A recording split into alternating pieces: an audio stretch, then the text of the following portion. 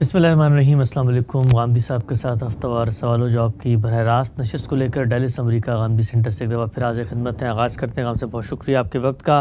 कानून दावत सीरीज़ की ये तीसरी नशिस्त है। दावत दीन और उसका तरीक़ाकार में गांधी साहब से हमने इब्तदाई गुफ्तगू का आगाज़ किया था। गांधी साहब, बहस का पस मंज़र वाज़े हुआ, वो फ़िक्री सफ़र भी वाज़े हुआ कि जिसमें आपने इस मौजू पर कलम उठाया, गौर व फ़िक्र किया और दो बुज़ुर्गान दीन जिन्होंने इस मामले में बहुत वक़ी काम किया है, उसके ऊपर जो आपका बुनियादी सवाल है वो भी आपने वाज़े किया। एक नुक्ता सामने आया कि पैगंबर की दावत के मराहिल को उम्मत की दावत के मराहिल इन दोनों बुज़ुर्गों ने बना दिए, मौलाना अमीन हसन इस्लाही और जनाब मौलाना अबुल आला साहब मौदूदी। सिलसिला गुफ्तगू को मैं आगे बढ़ाना चाहता हूँ और ये पूछता हूँ आपसे कि बज़ाहिर तो ये बात एक आम आदमी सुनता होगा तो उसको महसूस होती होगी पैगंबर ही हर चीज़ में उसवा हसना है, पैगंबर ही को हमने फॉलो करना है। तो आपकी ज़िंदगी के मराहिल को क्या हम दावत के मराहिल अपनी ज़िंदगी में नहीं बनाएंगे? आपने जो इस पे काम किया उसका आगाज़ क्या होता है और उसके नतीजे में दावत की वो पूरी की पूरी तस्वीर क्या सामने आती है? मैंने अपनी गुफ्तगू के आखिर में ये अर्ज़ किया था कि उस्ताद इमाम अमीन हसन इस्लाही की तसनीफ़ के लिहाज से ऐसी गैर मामूली तख्लीक है कि उसे ताज महल कहना चाहिए। लोग कहते हैं ना कि इकबाल की मस्जिद कुर्तबा उर्दू नज़म का ताज महल है। मैंने ये बात क्यों कही?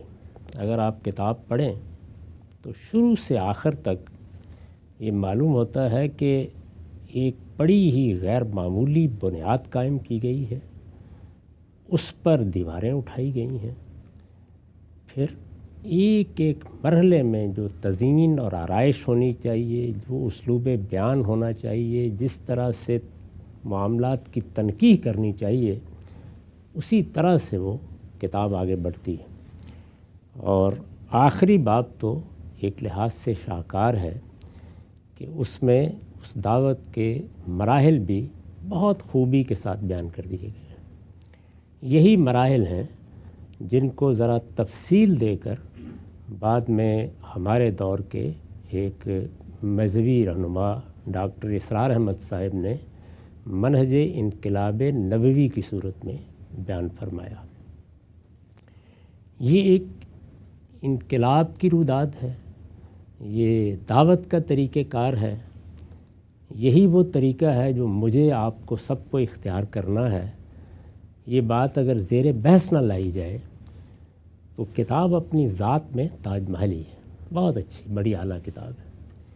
मैंने आखिर में ये अर्ज़ किया था कि जब उसका तज्ज़िया और तनकीह का मरहला आया और मुझे ख़ुद उसको एक बड़ा अरसा उसकी मोहब्बत में गिरफ़्तार रहने के बाद अंदर उतर कर देखना पड़ा तो ये मालूम हुआ कि ये ताज महल बेबुनियाद है, रेत पर खड़ा है। ये क्यों कहा मैंने? इसलिए कहा कि इस पूरी किताब को अगर आप शुरू से आखिर तक पढ़ जाएं तो ये इस लिहाज से एक बड़ा शाहकार है कि इसमें कुरान मजीद को सामने रख कर पैगंबर की पूरी दावत बयान कर दी गई है। ये बड़ा सही सवाल आपने उठाया कि पैगंबर ही तो उसवा है, पैगंबर ही नमूना है, तो फिर किताब में क्या खामी हुई? यानी अगर पैगंबर को सामने रख कर और कुरान में पैगंबर की सरगुज़श्त इंज़ार है उसको सामने रख कर उसी ज़ैल के वाक़यात भी रवायात से लेकर किताब को एक सूरत दी गई है, तो ये तो तसनीफ़ का बेहतरीन तरीक़ा हुआ। ऐसे ही होना चाहिए। यानी दावत पैगंबर का हुस्न है, दावत पैगंबर की सीरत है, दावत पैगंबर का तारुफ़ है, दावत पैगंबर का ख़िताब है, दाई कहा गया है। तो सबसे बड़ा ज़हूर पैगंबर की शख्सियत का दावती में तो होता है। अगर हम जुज़्व में पैगंबर की पैरवी करते हैं और ये कहते हैं कि हमें उनकी सीरत, उनका अखलाक इख्तियार करना चाहिए, तो दावत में फिर इसी को सामने रखना चाहिए था। तो इसमें जलीलुल कदर मुसन्निफ़ ने क्या गलती की है जी? यानी बड़ा सही तरीका इख्तियार किया है। ये सवाल था कि दावत दीन क्या है, उसका सबसे बड़ा नमूना ज़मीन पर अगर हो सकता है तो पैगंबर ही हो सकता है। और पैगंबर भी खुदा का आखिरी पैगंबर, यानी جس کے ہاں نبوت کے ساتھ رسالت کا منصب بھی جمع ہو گیا ہے، پھر یہ کہ اس پر ختم نبوت ہوئی ہے، پھر یہ کہ اس کی پوری تاریخ روشنی میں ہے، یعنی وہ کوئی ماضی کی داستان نہیں ہے جو تاریخ کے دھندلکوں میں گم ہو چکی ہے، سب کچھ ہمارے سامنے ہے۔ تو اگر ہم تاریخی لحاظ سے دیکھیں تو اس سے زیادہ محکم چیز کیا ہو سکتی ہے، اور اگر قرآن کے لحاظ سے دیکھیں تو قرآن اپنی ساخت کے لحاظ سے، اپنی تالیف کے لحاظ سے ایک پیغمبر کی سرگزشت انذار ہے۔ تو دونوں چیزیں اس طرح آپس میں مل گئی ہیں کہ اس سے بہتر کوئی بنائے استدلال ہو نہیں سکتی۔ میں نے جو بات کہی پھر اس کی کیا وجہ ہے، یعنی کیوں میں نے یہ تبصرہ کیا اس پر، تو اس کی وجہ یہ ہے کہ اگر اس کتاب کا نام تبدیل کر دیا جائے، یعنی اس میں دعوت دین اور اس کا طریقہ کار کے بجائے پیغمبر کا طریقہ دعوت اس کا نام رکھ دیا جائے، تو بہترین کتاب ہے، کوئی شک ہی نہیں، اس میں شبہ نہیں۔ پیغمبر کی دعوت کیا ہوتی ہے، یہ حقیقت ہے کہ یہ کتاب پہلی کتاب ہے جس نے اس شر و بست کے ساتھ اس کو بیان کیا ہے۔ نام تبدیل کر دیجیے، لیکن ہم کیا پیغمبر کی دعوت کیا ہوتی ہے یہ جاننے کے لیے نکلے تھے؟ ہم تو یہ جاننے کے لیے نکلے تھے کہ ہم عاجز لوگ جب مسلمان ہوتے ہیں تو ہم سے 3 تقاضے کیے جاتے ہیں، ایک یہ کہ ہم ایمان لائیں، دوسرے یہ کہ اچھا عمل کریں، اور تیسرے یہ کہ وتواصوا بالحق وتواصوا بالصبر، یعنی دعوت دیں۔ تو دعوت تبلیغ یہ تو ہم سے کہا جاتا ہے کہ ہم میں سے ہر شخص کی ذمہ داری ہے، تو ہم میں سے ہر شخص کی دعوت کیا یہ ہے جو بیان کی گئی ہے؟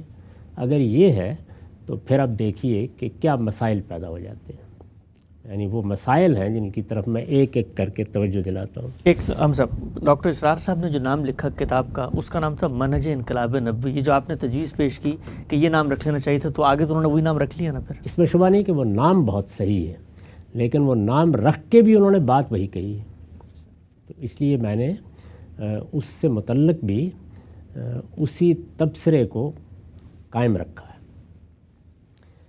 یعنی میرے لیے مسئلہ ہے کہ میں ایک عام آدمی کی حیثیت سے، آپ ایک عام آدمی کی حیثیت سے، ہر مسلمان اس وقت دنیا میں 1.5 ارب مسلمان ہیں، مجھے یا آپ کو یا کسی بڑے عالم کو انہیں بتانا ہے کہ تم ایمان لاؤ گے تو کن چیزوں پر ایمان لاؤ گے اور کس طرح ایمان لاؤ گے۔ اسی طرح سے اگر تم ایمان لا چکے ہو اور اچھا عمل کرنا چاہتے ہو تو کن چیزوں پر عمل کر کے تم اچھے مسلمان بن سکتے ہو، اللہ کے ہاں کامیابی حاصل کر سکتے ہو۔ اسی طرح اگر تیسرا تقاضا دعوت کا ہے تو بتانا پڑے گا نا۔ تو میں یہ کتاب اس کے ہاتھ میں اگر پکڑا دیتا ہوں تو یہ کتاب تو اس کو یہ بتا رہی ہے کہ پیغمبر کی دعوت کیا ہے، تو اب مجھے یہ بتانا پڑے گا کہ تم پر وہی دعوت اسی طریق کے مطابق دینا، اس کی ابتدا کرنا، اس کو اس انجام تک پہنچانا، یہ لازم ہے جو پیغمبر نے طریقہ اختیار کیا۔ بہت اہم بات۔ لازم نہیں کہوں گا تو کم سے کم یہ تو کہوں گا نا کہ تمہیں بھی ایسا کرنا چاہیے، یہ تمہارے لیے ایک مطلوب رویہ ہے۔ یعنی اگر میں لزوم سے پیچھے بھی ہٹ جاؤں تو یہ تو کہوں گا۔ اب ایک مزدور ہے، ایک دکاندار ہے، ایک انجینئر ہے، ایک سائنسدان ہے، عام آدمی کاروبار کر رہا ہے، یہ میں اس کو جواب دے رہا ہوں نا۔ تو اب ذرا مجھے یہ بتائیے کہ جو کچھ پیغمبروں کے ساتھ اللہ تعالیٰ کرتا ہے اور جو اس دعوت کے ایک ایک مرحلے پر نمایاں ہے، اس کی ضمانت بھی پھر اس کو میں دوں گا۔ بالکل دوں گا۔ اس میں سب سے پہلا سوال یہی پیدا ہو جاتا ہے کہ اگر یہ دعوت میرا آپ کا یکساں فرض ہے یا ہم سے یکساں مطلوب ہے تو پھر پیغمبروں کے انتخابی کی ضرورت کیوں پڑ گئی؟ بہت اہم نقطہ۔ ہاں، وہ داعین اللہ بنا کے بھیجے گئے ہیں نا، تو انتخاب کی ضرورت کیوں پڑ گئی؟ کیا ہوا؟ یعنی زیادہ سے زیادہ اللہ تعالیٰ کی کوئی کتاب، جس طرح کے بعض لوگ کہتے ہیں کہ پوسٹ مین پہنچا کے چلا جاتا ہے، پہنچا کے چلے جاتے ہیں، یہ ہونا چاہیے تھا۔ اللہ تعالیٰ نے پیغمبروں کا انتخاب کیا۔ انتخاب خود یہ بتا رہا ہے کہ یہ ذمہ داری مجھ پر، آپ پر یکساں نہیں ڈالی جا سکتی۔ جبریل امین کو کوئی بہت دقت تو نہیں ہوتی نا کہ وہ رسول اللہ کے پاس آئیں گے، میرے پاس نہیں آ سکتے، سب کے پاس بھیج دیا جاتا۔ ہدایت ہی دینی تھی، ہدایت تو اللہ نے دی ہے، تو ایسا نہیں کیا گیا۔ تو اس کا مطلب یہ ہے کہ انتخاب کیا گیا ہے پہلے ہی مرحلے میں۔ انتخاب کس طرح کیا گیا ہے اس کی سب سے اچھی تصویر وہ سامنے آتی ہے جس میں سیدنا موسیٰ کا انتخاب ہوا ہے، یعنی نہ کوئی تیاری، نہ کوئی سی و کاوش، نہ کوئی تمنا، نہ پہلے سے کسی چیز کو ذمہ داری سمجھ کر اس کے لیے بیتابی۔ کوئی چیز نظر آتی ہے، اپنے ہاتھ سے جان بچا کے نکلے ہیں، وہاں جا کے دیہات میں ٹھہر گئے ہیں، بکریاں چراتے رہے ہیں، شادی ہو گئی ہے، سوچا ہے کہ لمبا عرصہ گزر گیا، اب ہو سکتا ہے کہ وہاں کوئی میرے خلاف کارروائی نہ ہو، وطن واپس جاتے ہیں، جیسے کہ بہت سے لوگ جایا ہی کرتے ہیں۔ راستے میں آگ لینے کے لیے نکلے اور پیغمبری لے کے واپس آ گئے۔ میں اس ساری بات کو دہراتا نہیں، اس لیے کہ لوگ عام طور پر اس سے واقف ہیں کہ یہ سب معاملہ کس طریقے سے پیش آیا۔ رسالت مآب صلی اللہ علیہ وسلم یہ معلوم ہے، اور ہم بڑی تفصیل سے اس پر گفتگو کر چکے ہیں کہ وہم و گمان بھی نہیں رکھتے تھے۔ یعنی ایک شریف النفس انسان جس کو قرآن کہتا ہے کہ پیغمبر جن لوگوں کو بھی بنایا جاتا خیر الناس ہوتے ہیں، یعنی اپنی سیرت کردار کے لحاظ سے بہترین لوگ، لیکن ان کے ہاں کوئی علمی جد و جہد نہیں ہوتی، چیزوں کو جاننے کے لیے کوئی تگ و دو نہیں ہوتی، جو فکر بعد میں ان سے سامنے آتا ہے اس کے لیے کوئی صحیح و خطا کے مراحل نہیں ہوتے، کوئی مراقبے نہیں ہوتے، کسی نوعیت کا کوئی اضطراب یا بیتابی اس چیز کے لیے نہیں پائی جاتی، جیسے کہ عام طور پر ہم انسانوں میں ہوتی ہے۔ ان کے ساتھ بھی یہی معاملہ ہوا ہے، یعنی اچانک جبریل امین آئے ہیں اور انہوں نے آ کے یہ بتا دیا کہ آپ کا انتخاب کر لیا گیا ہے۔ تو انتخاب کا معاملہ بھی یہ ہے، یعنی ایسا نہیں کہ کسی ملکے کا اندر سے ظہور ہوتا ہے، جیسے کہ ہم ایک آدمی کو دیکھتے ہیں کہ اس کا تو ذہن بڑا موزوں ہے اور اس کے اندر تو زبان بیان کے شعور کے بڑے نمایاں پہلو ہیں، تو اس کو تھوڑی تربیت کرتے ہیں، یہ اچھا ادیب بن جائے گا، اچھا شاعر بن جائے گا۔ کچھ بھی نہیں ہے اس طرح کا، بلکہ قرآن نے اس کو نبوت کی دلیل بنا دیا ہے کہ صحیح و خطا سے پیغمبر بالکل الگ ہوتے ہیں، یعنی وہ چیز جو انسانی علم کے ظہور کا باعث بنتی ہے اس کا شائبہ بھی ان کی شخصیت کوئی نشور تکا نہیں ہے۔ اچھا، پھر دین کیا ہے؟ دعوت دینی ہے نا، تو دعوت مجھے جا کر اپنی تو نہیں دینی نا، دین کی دعوت دینی ہے، دین کی دعوت ہمارا موضوع ہے۔ تو یہ دین ہے کیا پیغمبر اس دین کو سمجھنے کا عمل کرتا ہے، اخذ کرنے کا عمل کرتا ہے؟ یعنی وہ پہلے سے کچھ مقدمات قائم کر کے جانتا ہے، کسی عالم سے رجوع کرتا ہے کہ ذرا مجھے دین سمجھا دیجئے، خود کوئی علم حاصل کر کے اس دین کا ایک طالب علم بنتا ہے اور پھر اس کو تدریج سے سمجھتا ہے؟ کوئی اس کا سوال نہیں ہوتا۔ یعنی اللہ تعالیٰ اس پر وحی کر دیتے ہیں اور اپنا دین اس طرح دیتے ہیں کہ وہ اس کے لیے ایک بینہ بن جاتا ہے، ایک حقیقت بن جاتا ہے۔ سب پیغمبروں کا تعارف کراتے ہوئے کہا ہے کہ جاءہم بالبینات، واضح کھلی نشانیاں لے کر آ گئے۔ وہ پیغمبر کی حیثیت سے کہتے ہیں کہ جہاں ہمیں بھیجا جا رہا ہے دعوت دینے کے لیے، ایک باجبروت بادشاہ ہے، جاتے ہی گردن مار دے گا، تو ہمارے پاس کوئی اسلحہ ہونا چاہیے اس کا مقابلہ کرنے کے لیے۔ تو بتایا جاتا ہے کہ یہ ہاتھ میں پکڑی ہوئی لٹھیاں نیچے پھینکو، ابھی اسلحہ دے دیتے ہیں۔ یہ مجھے بتائیے کہ ایک مسلمان جس کو آپ کہہ رہے ہیں کہ جاؤ ذرا جا کے دعوت دو، بیچارہ ریڑھی لگا کے بازار میں کھڑا ہے، تو یہ سب فراہم کریں گے اس کو بھی؟ وہ یہ کہتا ہے کہ مجھے جو ذمہ داری دی جا رہی ہے، اس ذمہ داری کو میں شاید تنہا انجام نہ دے سکوں، کیونکہ میں کوئی بہت اچھا خطیب نہیں ہوں، اپنی بات میں اس طرح نہیں کہہ سکتا فصاحت و بلاغت کے ساتھ۔ میرا بھائی البتہ بہت فصیح و بلیغ ہے، اس کو میرا وزیر بنا دیجیے، اور بنا دیجیے۔ تو یہ جو اللہ تعالیٰ کے فیصلے صادر ہو رہے ہیں، یہ پھر میرے اور آپ کے بارے میں بھی اور یہاں بیٹھے ہوئے ہر شخص کے بارے میں صادر ہونے چاہیے نا۔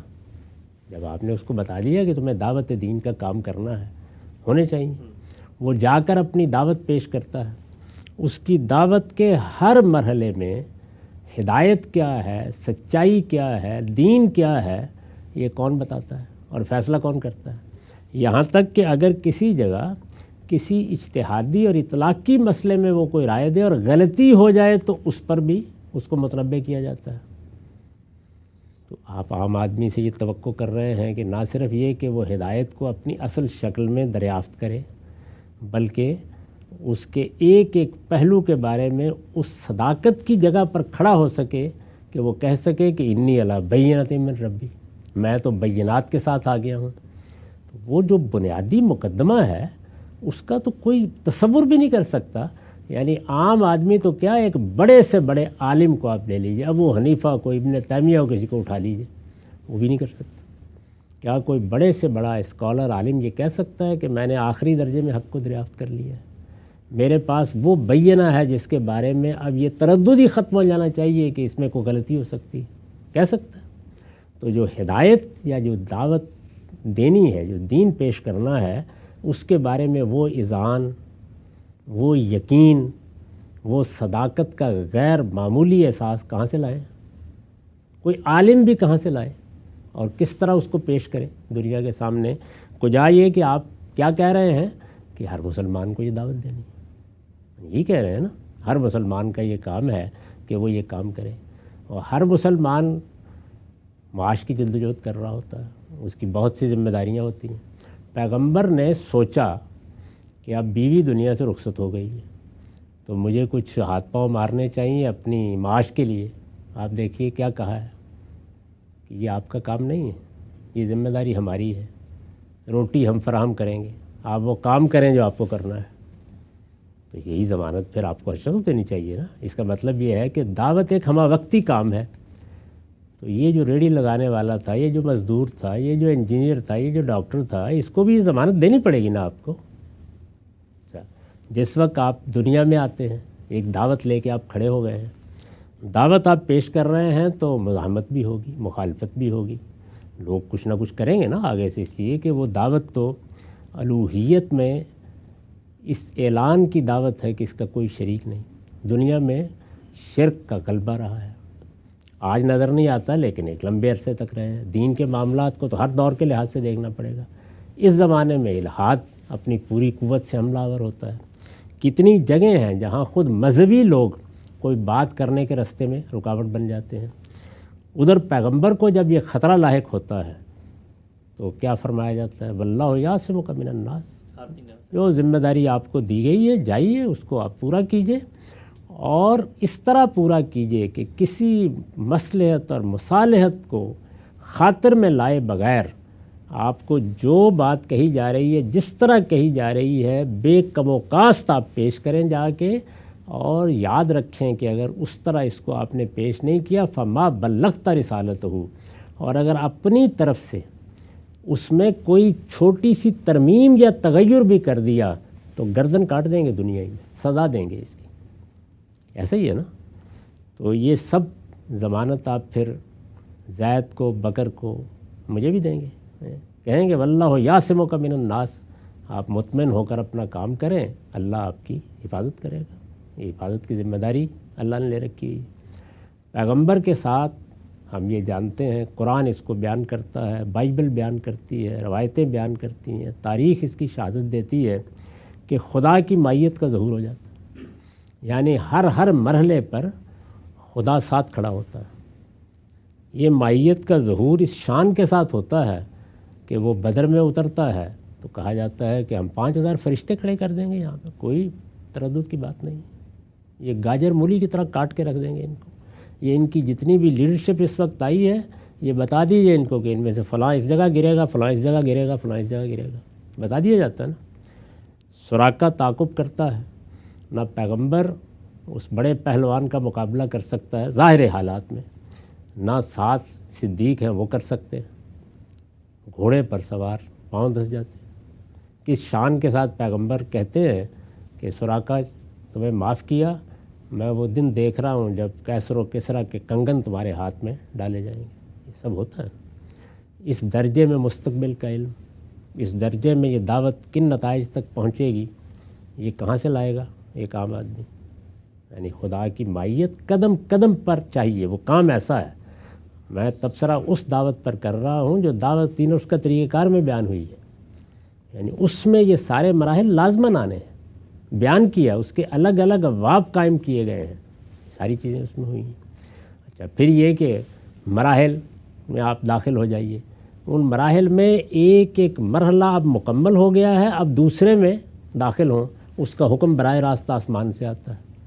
میں کس طریقے سے متعین کروں گا، آپ کیسے کریں گے، اور ایک عام آدمی جو کہیں بیچارہ اپنے لیے روٹی کمانے کی جدوجہد کر رہا ہے وہ کیسے مقرر کرے گا؟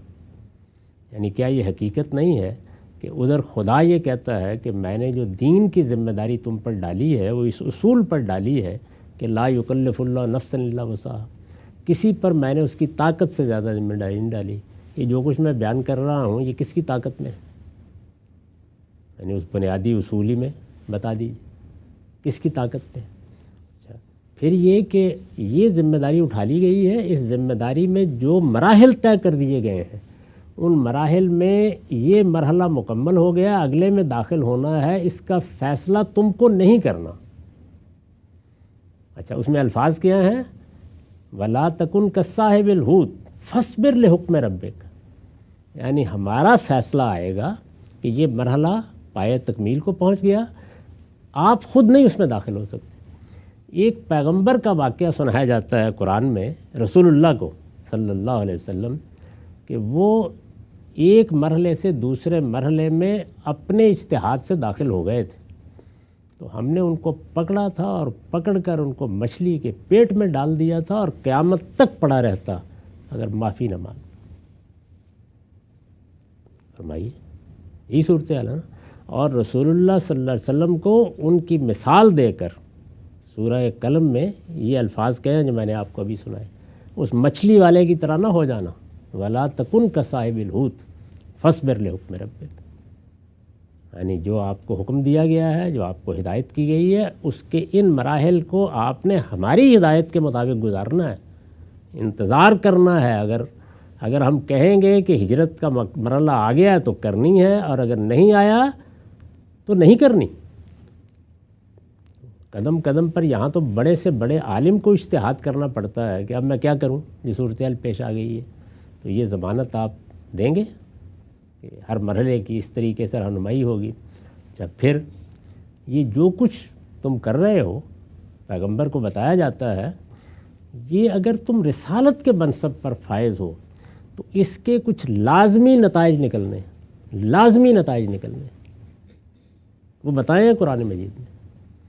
یعنی لازمی طور پر تمہارے منکرین کو اسی دنیا میں سزا ملنی ہے، تمہارے ماننے والوں کو لازماً اسی دنیا میں جزا ملنی ہے، باقی سب لوگوں کے لیے فیصلے آخرت میں ہوں گے، لیکن یہاں ہونا ہے یہ سب کچھ۔ تو یہ جو نتیجہ ہے یہ آپ کے خیال میں کوئی اس دعوت کے لیے معمولی چیز ہے؟ اس نتیجے کو پہلے دن سے پیغمبر بیان کر کے اپنی دعوت پیش کرتا ہے۔ یہ میں نے چند چیزیں آپ کے سامنے رکھی ہیں، یعنی اگر اس کو میں موضوع بناؤں تو کئی نشستوں میں یہ تقابل پیش کیا جا سکتا ہے، اس لیے بہت معذرت کے ساتھ جو سوال آپ نے اٹھایا تھا اس معاملے میں، اگر کوئی آدمی یہ کہتا ہے کہ پیغمبر کو اسوہ بنا کر جو پیغمبر نے کیا ہے وہ سب کرنا چاہیے، تو اس کی خدمت میں ادب کے ساتھ عرض کرنا چاہیے کہ پھر پہلا کام نبوت کا دعویٰ کرنے کا تھا۔ اچھا، بہت ہی غیر معمولی انداز میں آپ نے جو پوری بات بیان کی ہے کہ پیغمبر کا انتخاب، اس کی ذمہ داری، اس کی حفاظت، پھر اس کے ساتھ تنبیہ کا معاملہ اور جزا و سزا دنیا میں فیصلہ ہوتا ہے، ابروبات کے لشکر اترتے ہیں، صاب و حاسب کا طوفان آتا ہے۔ اگر ہم بھی اسی کی دعوت کے مراحل کو اپنے دعوت کے مراحل بناتے ہیں تو ان سب چیزوں کی ذمہ داری کو بھی ہم نے اٹھانا ہے۔ سوال بڑے اچھے ہیں، اور جس کو ہم کہتے ہیں ریسرچ کی زبان میں کہ پرابلم اسٹیٹمنٹ واضح ہو گئی، لیکن اب ذمہ آپ کے جواب یہ ہے کہ اگر یہ سب پیغمبر سے متعلق تھا تو پھر قرآن نے کیا ہماری امت کی بھی کوئی دعوت بتائی ہے؟ پوچھیں گے غامدی صاحب سے۔ اگلی نشست میں وقت یہاں پہ ختم ہوتا ہے، دوبارہ حاضر خدمت ہوں گے، اب تک آپ کا بہت شکریہ۔